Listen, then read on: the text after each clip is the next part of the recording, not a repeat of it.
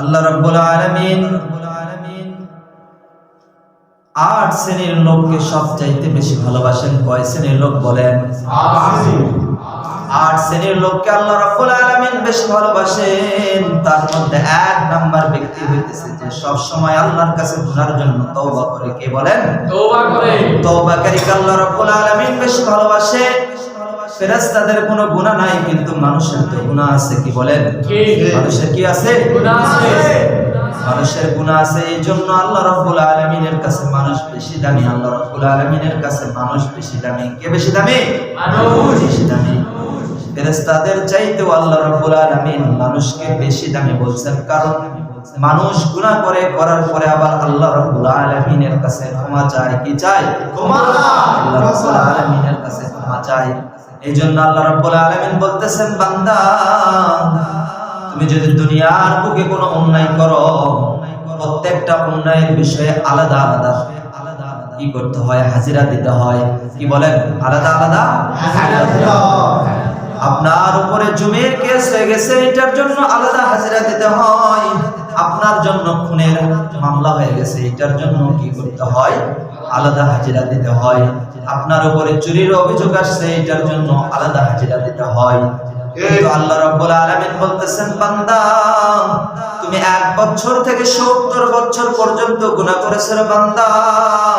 এই ৭০ বছরের গুনাহ যদি তুমি তওবা করতে পারো খাঁটি ভাবে, তাহলে আমি আল্লাহ রাব্বুল আলামিন তোমার ৭০ বছরের গুনাহ ১ সেকেন্ডের মধ্যে মাফ করে দেব। সুবহানাল্লাহ। আল্লাহ রাব্বুল আলামিন বলতেছেন, লবণের যদি পাহাড় পাহাড় লবণ রাখা হয়, তার উপরে যদি পানি ঢেলে দেওয়া হয়, লবণ কি থাকবে না মিশে যাবে? বলেন মিশে যাবে।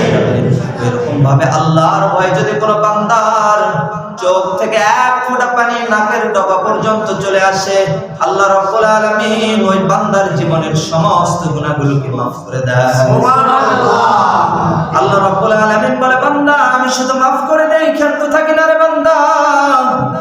আমি মাফ করে দেই, শুধু ক্ষান্ত থাকি না, আমি তোমার যে পরিমাণ গুনাহ করছো, এই পরিমাণ গুনাহ গুলোকে আমি নেকি দ্বারা পরিবর্তন করে দেই। সুবহানাল্লাহ।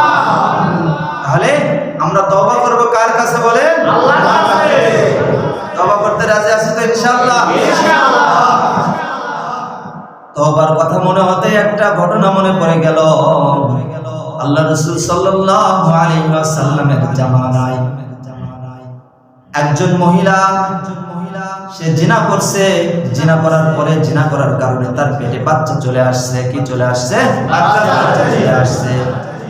মহিলা যখন নামাজের মধ্যে দাঁড়ায়, ওই সময় মহিলার গুনার কথা স্মরণ হয়ে গেছে। জাহান্নামের আগুনের ভয় অন্তরে চলে আসছে। কিসের ভয় অন্তরে চলে আসছে? জাহান্নামের আগুনের ভয় অন্তরে চলে আসছে। ওই মহিলা নামাজের মধ্যে ভাবতেছেন, দুনিয়ার শাস্তি তো কিছুই না জাহান্নামের আগুনের তুলনায়। কি বলেন? জাহান্নামের আগুনের তুলনায় দুনিয়ার শাস্তি কিছুই না। এই জন্য মহিলা তার নিজের গুনাহ আল্লাহ রাসূল সাল্লাল্লাহু আলাইহি ওয়াসাল্লামের দরবারে যায়। যাওয়ার পরে বলেন, ইয়া রাসূলুল্লাহ, আমি জিনা করে ফেলেছি। জিনা করার কারণে আমার পেটের মধ্যে বাচ্চা চলে আসছে। কি বলছে?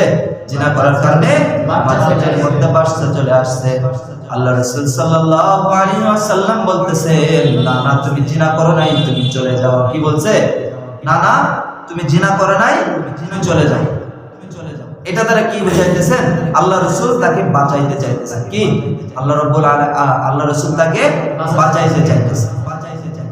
কারণ জিনার প্রমাণিত হওয়ার জন্য ৪ জন সাক্ষী প্রয়োজন। কয়জন সাক্ষী বলেন? ১ জন সাক্ষী প্রয়োজন। মহিলা বলতেছেন, না না, সত্যই হুজুর, আমি জিনা করে ফেলেছি। আল্লাহ রাসূল সাল্লাল্লাহু আলাইহি ওয়াসাল্লাম বললেন, ঠিক আছে, তুমি তো জিনা করছো, জিনার কারণে তোমার পেটে বাচ্চা আসছে, তোমার কর্মের ফল তোমার সন্তান কেন ভোগ করবে? তোমার সন্তানের তো কোনো কি নাই, গুনাহ নাই। এই জন্য আল্লাহ রাসূল সাল্লাল্লাহু আলাইহি ওয়াসাল্লাম বললেন, যাও যাও, তুমি চলে যাও।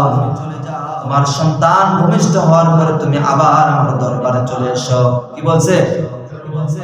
তুমি চলে যাও, সন্তান ভূমিষ্ঠ হওয়ার পরে তুমি আবার আমার দরবারে কি চলে আসো। মহিলা বলতেছেন, ইয়া রাসূলুল্লাহ, মানুষের হায়াত মওতের কথা তো বলা যায় না, যায় নাকি? যায় না। আমার এর আগে যদি মালাকুল মউত চলে এসে যায় আর আমি যদি দুনিয়া থেকে চলে যাই, তাহলে আমি কাল কিয়ামতের দিন জিনাকারীদের মধ্যে অন্তর্ভুক্ত হয়ে যাব। আল্লাহ রাসূল সাল্লাল্লাহু আলাইহি ওয়াসাল্লাম বললেন, যাও, আমি তোমার জন্য দোয়া করে দিলাম, সন্তান না হওয়ার আগ পর্যন্ত তুমি মারা যাবে না। সুবহানাল্লাহ। এরপরে ওই মহিলার সন্তান পেটে নিয়ে চলে গেল। যাওয়ার পরে সন্তান যখন জন্মগ্রহণ করলেন, করার পরে আবার যখন 2 দিন অতিবাহিত হয়ে গেল, ওই অবস্থাতে সন্তানকে নিয়ে আবার আল্লাহ রাসূল সাল্লাল্লাহু আলাইহি ওয়াসাল্লামের দরবারে উপস্থিত হয়ে গেলেন। কার দরবারে উপস্থিত হলেন? আল্লাহ রাসূল সাল্লাল্লাহু আলাইহি ওয়াসাল্লামের দরবারে উপস্থিত হয়ে গেলেন। আল্লাহ রাসূল সাল্লাল্লাহু আলাইহি ওয়াসাল্লাম বলতেছেন,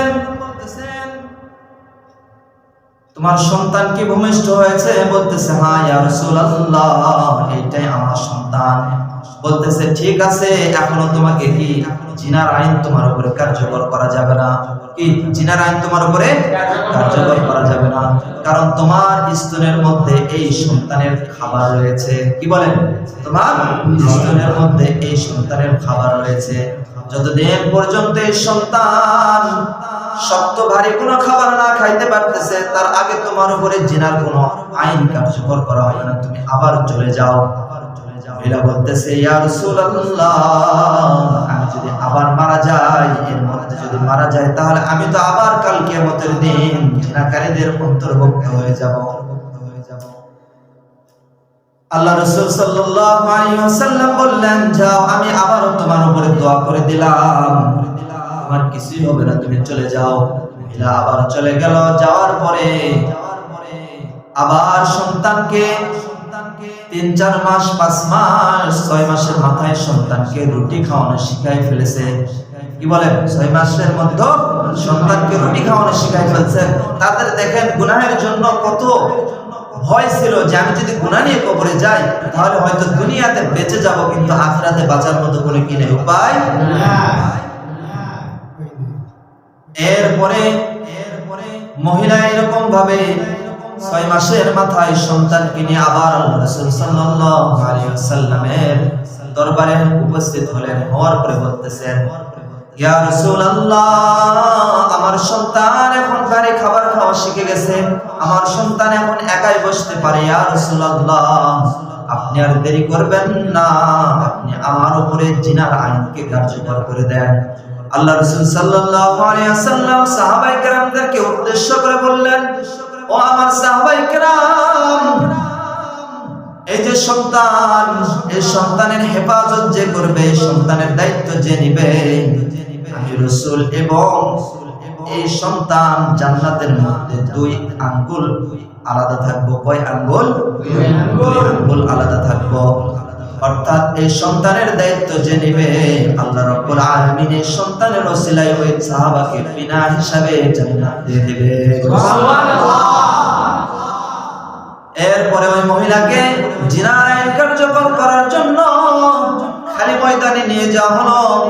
জিনার আইন কার্যকর করার জন্য আল্লাহ রাসূল বললেন, ওই মহিলাকে বুক পর্যন্ত বালুর নিচে কোথায় দাও, বুক পর্যন্ত কি করো, মহিলাকে চাপাইয়ে দাও।